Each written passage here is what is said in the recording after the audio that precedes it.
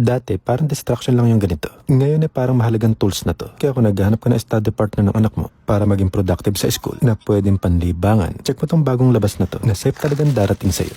Ito yung brand ng Philips. 11 inches tablet, model T7310. Branded, kaya talaga may website pa na pwede mapag-register na itong tablet. Wala nga lang siya masyadong kasama. Ganun yata kapag branded talaga eh. Hindi ka bubudulin ng mga previous lang eh. Ito lang meron siya. Quick start guide at charging cable niya. Medyo nalungkot nga lang ako nung natanggal ko yung screen protector niya. Kala ko kasi wala eh. Unisoc T616 na yung processor nito. Mali G57 naman ang GPU. At manipis din siya. Ang nagustuhan ko pa dito ay may 3.5mm jack pa siya. Expandable pa ang kanyang storage via microSD. Makakatsaka din na brand nyo at ikaw ang unang gagamit. Dahil ikaw talaga yung unang magsasetup nito. Personally, nag-doubt nga din talaga ako dito una eh. Akala ko kasi mga laging tablet na naman siya. Tunay kasi talaga yung specs niya. Naka-octa-core, total ng 24GB yung RAM, 128GB yung storage, at legit na 7,200mAh talaga yung battery. 1080p na full lamination ng display, 13MP ang kanyang rear camera, 5 naman sa front, Android 16 na din ang OS niya. So playable din yung mga online games like nito.